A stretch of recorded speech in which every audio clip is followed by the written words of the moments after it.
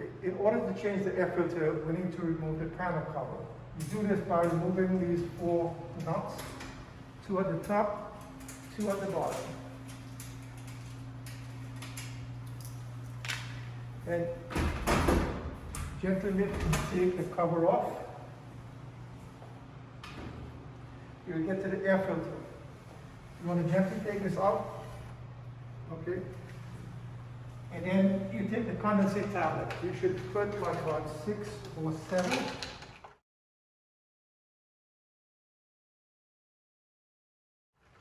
And this is placed all the way inside here into the drain pan. So you want to put them all the way in there. So you want to put about 6 or 7. You want to put enough so it works.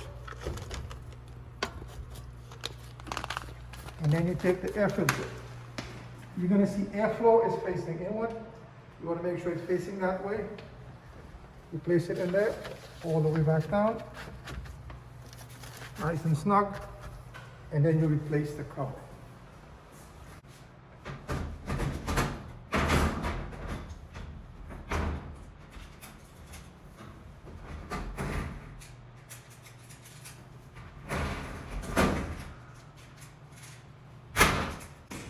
That's it, you're done.